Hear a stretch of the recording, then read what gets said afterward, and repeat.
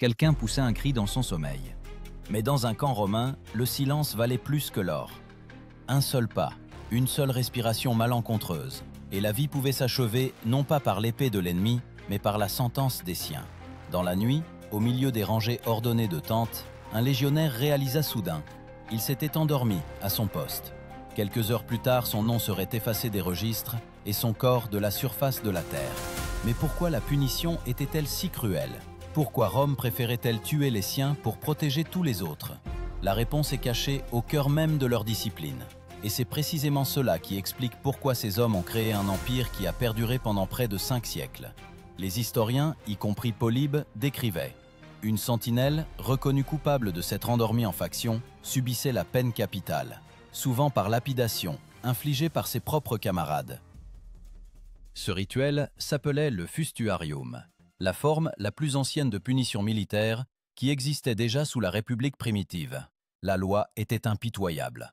La faute du gardien était considérée comme une honte, non seulement pour lui, mais aussi pour toute la cohorte. Celui qui montait la garde était appelé custos, le gardien. Entre ses mains reposait la vie de centaines d'hommes. Son sommeil pouvait signifier la mort de tous. Imaginez une silhouette, debout au milieu du vent et du froid, tenant une lance, les yeux injectés de sang, le corps tremblant de fatigue. Le camp romain la nuit, c'est comme un organisme où chaque nerf doit veiller. Un seul instant de faiblesse et toute cette machine vivante s'écroule. Le camp des Romains, ou castra, était un exemple d'ordre parfait. Des rues droites, des tentes identiques, des itinéraires de patrouille stricts. Même la nuit, cet ordre vivait et respirait. Chaque heure, les rondes étaient relevées. Le son du corps, la butsina, déchirait le silence, annonçant une nouvelle relève. Si quelqu'un ne répondait pas au signal, l'alarme mettait instantanément tout le camp en état d'alerte. Polybe écrivait que s'endormir à son poste était considéré comme un crime contre l'armée, et donc contre la valeur romaine elle-même, car la discipline, était plus sacrée que les dieux. Elle n'était pas violée même face à la mort. C'est elle qui permettait aux légions de vaincre, même lorsque l'ennemi les surpassait en nombre 10 fois. C'était le paradoxe. Les Romains créaient la grandeur par la peur. Chaque soldat savait que s'il faiblissait, il périrait non seulement de la main de l'ennemi, mais aussi de celle des siens. Mais c'est précisément cette peur qui transformait des individus dispersés en un mécanisme d'acier unifié. Et plus la punition était sévère, plus la foi en l'ordre devenait forte. Les fouilles de camps militaires en Germanie ont montré que même les campements temporaires présentaient des lignes de palissades régulières, des distances égales entre les feux de camp et des emplacements strictement délimités pour les sentinelles. Ces traces, telles les marques de l'esprit romain lui-même, froid, rationnel, mais impeccablement discipliné. Une telle organisation ne laissait aucune place à la faiblesse. Dans la Légion, il n'y avait pas d'erreur humaine, seulement un crime. Et c'est précisément pourquoi la punition de la sentinelle n'était pas simplement une exécution, mais un rituel de purification de l'armée. Le corps du traître était détruit, afin que la peur extirpe à jamais le sommeil des cœurs des autres. Mais d'où est né ce culte de la discipline, dans lequel le sommeil est devenu un crime? Pour comprendre pourquoi les Romains ont poussé l'obéissance jusqu'au fanatisme religieux, il faut revenir au moment où leur légion commençait tout juste à se transformer en une machine de guerre idéale. Lorsque Rome se relevait tout juste après les guerres samnites dévastatrices, son armée n'était pas encore cette machine idéale qu'elle deviendrait plus tard. Les soldats vivaient alors plus par la peur de l'ennemi que par le respect de l'ordre. Mais tout changea lorsque le pouvoir au sein de l'armée fut consolidé par les centurions, ces officiers austères, se tenant entre les légionnaires ordinaires et le haut commandement. Leur armure ne brillait pas de polissage, mais du sang de ceux qui enfreignaient l'ordre. Ce sont eux qui transformèrent la discipline romaine en un culte, et la peur du sommeil en un symbole de trahison. Le centurion ou centurio commandait environ 80 guerriers. Sa baguette, la vitis, faite de sarments de vigne, n'était pas seulement un signe d'autorité. Il en frappait ses subordonnés s'il remarquait la moindre faiblesse, une formation irrégulière, une arme sale, un mot incorrect. Polybe écrivait que le centurion devait être dur comme le fer et impitoyable avant tout envers lui-même. Ce principe devint le fondement de la discipline romaine. Personne n'avait droit à la faiblesse. Les Romains appelaient la force intérieure virtus, la valeur. Mais la valeur pour eux ne signifiait pas la bravoure au combat. Elle signifiait la capacité à obéir à un ordre, même lorsque l'ordre, c'était la mort. Un soldat qui s'endormait à son poste ne violait pas simplement une règle, il détruisait l'essence même de la virtus. C'est pourquoi la punition pour le sommeil n'était pas une vengeance, mais le rétablissement d'un ordre cosmique, où le devoir prime sur la vie. Les camps militaires à l'époque de la République tardive ressemblaient à des fourmilières, où chaque seconde avait son importance. Les signaux donnés par le corps tuba régissaient tout, le lever, la formation, la relève de la garde. Les guerriers mangeaient, dormaient et respiraient au signal. Leur ration, environ 700 grammes de blé par jour, était distribuée précisément selon la liste. Toute la vie était réduite à un mécanisme, et ce mécanisme ne tolérait aucune défaillance. Selon diverses sources, la marche quotidienne d'une légion était de 20 à 25 km. Après cela, les guerriers devaient non pas se reposer, mais construire le camp, creuser un fossé, monter des tentes, renforcer la palissade. Les archéologues ont trouvé des traces de fossés de profondeur égale, environ 1,5 m, même sur les campements temporaires. Tout indiquait que les Romains avaient poussé l'ordre jusqu'à une précision mathématique. Quand le camp était prêt, la patrouille de nuit recevait un jeton spécial, la tessera, sur lequel était gravé le signe de la garde. La transmission du jeton lors du changement de garde était un rituel sacré. Elle signifiait le transfert de la responsabilité pour la vie de la Légion. Si le jeton était perdu, toute la garde était soumise à un interrogatoire, et les coupables pouvaient être exécutés sans procès. Le sommeil dans de telles conditions était presque un crime en soi. Les légionnaires savaient qu'un Romain ne dort pas. Il veille pour Rome. Même la nuit, des torches éclairaient le périmètre du camp, et à leur lumière on pouvait voir comment des centaines d'yeux surveillaient chaque mouvement. Les guerriers se tenaient jusqu'aux genoux dans la boue, sachant, si l'un d'eux faiblissait, les autres devraient verser leur sang. C'est à cette époque qu'apparaît une forme particulière de punition collective, la decimatio, l'exécution de chaque 10e homme. Quand une unité montrait de la lâcheté ou enfreignait la discipline, le centurion alignait les hommes et comptait jusqu'à 10. Chaque 10e condamné tirait une courte paille et savait, ses camarades le tueraient de leurs propres mains. Plutarque écrivait qu'après la decimatio, la peur était telle que les soldats se taisaient même en dormant. Mais cette horreur engendrait non seulement la soumission, mais aussi une foi fanatique. Un légionnaire ayant survécu à la decimatio ne connaissait plus jamais la peur de l'ennemi. Il comprenait que le pire ennemi était à l'intérieur du camp. Là où les siens tuent pour une erreur, l'ennemi perd tout pouvoir. Ainsi se forgeait la mentalité de soldats de fer, prêts à mourir non pour la gloire, mais pour l'ordre. Les historiens modernes, tels que Goldsworthy, notent « c'est la discipline et non la technique qui rendait les légions invincibles ». Les Romains pouvaient perdre une bataille, mais ne perdaient jamais leur forme. Leurs armées restaient les mêmes, même après des défaites. Et quand un homme s'endormait, des centaines d'autres apprenaient à veiller encore plus intensément. Les découvertes archéologiques en Bretagne confirment.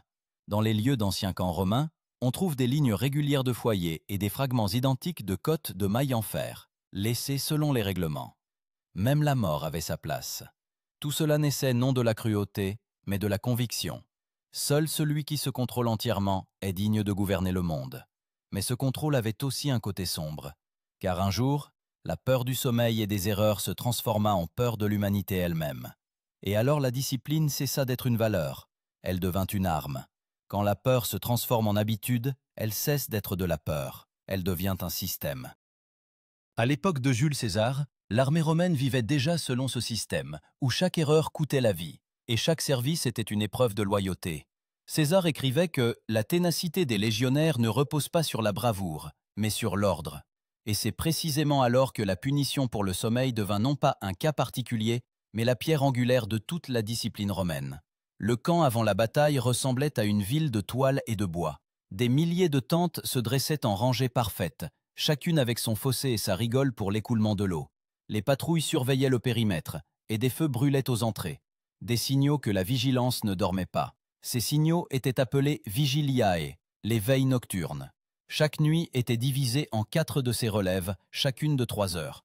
Quand la relève se terminait, le son du corps retentissait, et la légion vivait selon des horloges invisibles, mesurées à la minute près. Les légionnaires n'étaient pas de simples soldats. Ils faisaient partie d'un mécanisme vivant. Chaque gardien savait, son absence serait remarquée instantanément. Le centurion vérifiait personnellement les patrouilles, parcourant le camp avec une torche. S'il trouvait quelqu'un endormi, celui-ci n'avait déjà plus le temps de se réveiller. La sentence était prononcée sur le champ. Des témoins racontaient que parfois, l'exécution se déroulait en silence. Le corps était emporté derrière les fossés, pour ne pas déranger les autres. Mais plus souvent, de manière exemplaire, à l'aube. Ce rituel n'était pas seulement une punition, mais une démonstration de l'autorité de la loi. Lorsque toute la légion se rassemblait près du fossé, le condamné se tenait au centre, la tête baissée. Ses camarades prenaient des pierres ou des bâtons. Le commandant prononçait un seul mot, discipline. Et alors commençait le fustuarium. Les coups tombaient non par haine, mais par devoir. Après la mort, le corps était jeté hors du camp, privé du droit de sépulture. Dans la conscience romaine, cela signifiait effacer la personne de la mémoire. Les gens modernes appelleraient cela de la barbarie, mais pour le romain, c'était tout le contraire. Dans ce rituel cruel, la foi en l'ordre se manifestait plus fortement qu'en les dieux, car Rome triomphait précisément là où d'autres armées s'effondraient de fatigue. Leurs soldats ne pouvaient se permettre ni doute ni pitié. Ils vivaient dans un monde où le sommeil est un luxe et la vigilance une sainteté. Ceux qui effectuaient les gardes et revenaient vivants recevaient un petit signe, une planchette de bois avec un symbole d'aigle gravé. On l'appelait Symbolum Vigiliae, le signe de la vigilance. C'était presque une amulette. Les guerriers le gardaient dans leur sac avec leurs pièces et leurs effets personnels. Les archéologues ont trouvé de telles planchettes même dans des sépultures de vétérans. Il semble qu'ils croyaient qu'ils devaient veiller même après la mort. Quand la peur se transforme en habitude, elle cesse d'être de la peur. Elle devient un système. À l'époque de Jules César, l'armée romaine vivait déjà selon ce système, où chaque erreur coûtait la vie, et chaque service était une épreuve de loyauté. César écrivait que la ténacité des légionnaires ne repose pas sur la bravoure, mais sur l'ordre. Et c'est précisément alors que la punition pour le sommeil devint non pas un cas particulier, mais la pierre angulaire de toute la discipline romaine. Le camp avant la bataille ressemblait à une ville de toile et de bois. Des milliers de tentes se dressaient en rangées parfaites, chacune avec son fossé et sa rigole pour l'écoulement de l'eau. Les patrouilles surveillaient le périmètre, et des feux brûlaient aux entrées, des signaux que la vigilance ne dormait pas. Ces signaux étaient appelés vigiliae, les veilles nocturnes. Chaque nuit était divisée en 4 de ces relèves, chacune de 3 heures. Quand la relève se terminait, le son du corps retentissait, et la légion vivait selon des horloges invisibles, mesurées à la minute près. Les légionnaires n'étaient pas de simples soldats, ils faisaient partie d'un mécanisme vivant. Chaque gardien savait, son absence serait remarquée instantanément. Le centurion vérifiait personnellement les patrouilles, parcourant le camp avec une torche. S'il trouvait quelqu'un endormi, celui-ci n'avait déjà plus le temps de se réveiller. La sentence était prononcée sur le champ. Des témoins racontaient que parfois l'exécution se déroulait en silence. Le corps était emporté derrière les fossés pour ne pas déranger les autres. Mais plus souvent, de manière exemplaire, à l'aube. Ce rituel n'était pas seulement une punition, mais une démonstration de l'autorité de la loi. Lorsque toute la légion se rassemblait près du fossé, le condamné se tenait au centre, la tête baissée. Ses camarades prenaient des pierres ou des bâtons. Le commandant prononçait un seul mot, discipline. Et alors commençait le fustuarium. Les coups tombaient non par haine, mais par devoir. Après la mort, le corps était jeté hors du camp, privé du droit de sépulture. Dans la conscience romaine, cela signifiait effacer la personne de la mémoire. Les gens modernes appelleraient cela de la barbarie, mais pour le romain, c'était tout le contraire. Dans ce rituel cruel, la foi en l'ordre se manifestait plus fortement qu'en les dieux, car Rome triomphait précisément là où d'autres armées s'effondraient de fatigue. Leurs soldats ne pouvaient se permettre ni doute ni pitié. Ils vivaient dans un monde où le sommeil est un luxe et la vigilance une sainteté. Et pourtant il y avait ceux qui tentaient de défier cet ordre. Il y avait des soldats qui, épuisés par les marches et le froid glacial, fermaient tout de même les yeux, espérant la clémence. Mais Rome ne connaissait pas le mot clémence. Et alors l'histoire de la discipline romaine reçoit son chapitre le plus terrible, quand la fatigue d'un seul transformait une légion entière en tribunal. Les chroniqueurs romains n'aimaient pas écrire sur les exécutions internes. Elles jetaient des ombres trop sombres sur la gloire des légions. Mais ce sont précisément ces ombres qui montrent le mieux sur quoi reposait réellement la puissance romaine. Quand un soldat s'endormait, l'armée se transformait en tribunal et le camp en arène. Au 1er siècle avant notre ère, un cas similaire se produisit dans l'armée de Marcus Licinius Crassus lors de sa campagne contre Spartacus. L'un des sentinelles s'endormit. À l'aube, Crassus ordonna de procéder à la decimatio, l'exécution de chaque 10e homme. Ainsi, pour la première fois après une longue interruption, l'ancienne tradition de la punition collective, décrite par Polybe, fut ravivée. Et cela devint le symbole que la peur est le meilleur ciment pour une armée. Les soldats se tenaient en rang sous le vent froid, tremblant non pas de froid, mais d'attente. Crassus passa silencieusement le long des rangs et s'arrêta. Son regard s'attarda sur les 10 premiers. Il ordonna de tirer au sort. Les soldats tirèrent des pailles, et ceux qui eurent la courte savaient, ils mourraient des mains de leurs camarades. Les autres obtenaient le droit de vivre, mais portaient à jamais la trace de cette nuit. Tacite écrivit qu'après la décimatio, les guerriers de Crassus préféraient la mort à la lâcheté. Ce rituel cruel avait un sens profond. Pour les Romains, l'armée n'était pas un simple rassemblement d'hommes, mais le corps de l'État. Et si un membre du corps était infecté par la faiblesse, il fallait l'amputer pour sauver le reste. Ainsi, dans l'esprit des Romains, la discipline se transforma en une sorte de religion, un culte invisible où l'ordre était Dieu et l'homme devenait la victime. Les centurions qui infligeaient de telles punitions éprouvaient souvent une souffrance non moindre que ceux qu'ils exécutaient. Ils comprenaient qu'ils exécutaient non pas des criminels, mais les leurs, avec qui ils avaient partagé le même repas. Mais l'ordre primait sur les sentiments. Dans leur esprit agissait la loi de l'imperium, le pouvoir suprême conféré au commandant. Ce terme désignait non seulement le droit de commander, mais le droit de décider qui était digne de vivre pour Rome. Pour montrer la puissance de l'imperium, Crassus, après l'exécution, força les légionnaires à rester debout toute la nuit sans dormir. Ils devaient tenir leur lance à bout de bras jusqu'au lever du soleil. Ceux qui tombaient recevaient des coups de la vitis.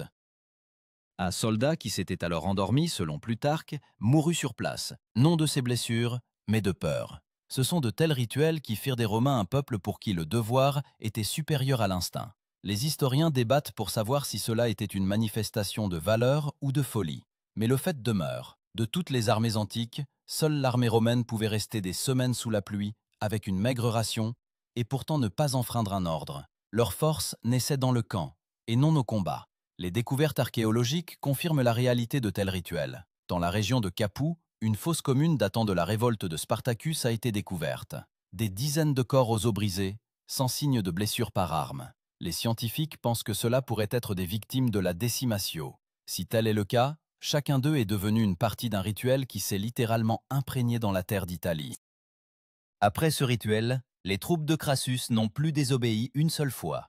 Les déserteurs disparurent de leurs rangs, les plaintes disparurent. Ils se transformèrent en une force silencieuse, mue à la fois par la peur et la fierté, par la peur de la loi interne et la fierté d'appartenir à ce qui est plus fort que tout homme, à l'Empire. Le terme désignant un tel système de soumission inconditionnelle était la disciplina romana, l'ordre romain. Il est devenu une légende que les armées de toutes les époques ont ensuite copiée. Même au Moyen-Âge, les commandants d'Europe citaient les Romains. Il vaut mieux perdre 100 hommes endormis qu'un seul qui veille. Cette phrase a survécu à Rome elle-même. Mais au sein même de l'Empire, avec le temps, les rituels de punition commencèrent à changer de forme. Après Auguste, au début de notre ère, les exécutions publiques devinrent rares. Elles furent remplacées par des châtiments corporels et des rétrogradations. Cependant, le souvenir de la décimatio et du fustuarium demeura. Les légionnaires savaient que la loi pouvait revivre à tout moment, si le commandant le jugeait nécessaire. Tacite écrivit que sous Tibère, lorsque plusieurs gardes s'endormirent pendant la faction sur le Rhin, le préfet du camp ne les tua pas immédiatement. Il leur ordonna de creuser des fossés et d'y rester debout, l'eau jusqu'aux genoux, toute la nuit. À l'aube, l'un d'eux mourut d'hypothermie. Les autres furent récompensés pour leur endurance. Ainsi, la discipline se transforma en une épreuve où la mort pouvait devenir une récompense. Mais le plus terrible était que les Romains croyaient que sans cela, c'était impossible. Car c'est précisément la peur du sommeil, la peur de l'erreur, la peur de soi-même qui fit d'eux les maîtres du monde. Et quand la discipline devenait du fanatisme, elle ne détruisait pas l'Empire, mais le maintenait temporairement à flot. Jusqu'à ce qu'un homme ose demander « Qu'est-ce qui est le plus important, l'ordre ou la vie ?» Au tournant des 1er et 2e siècles de notre ère, Rome était déjà submergée par le faste et le pouvoir, mais l'armée restait la même machine de fer.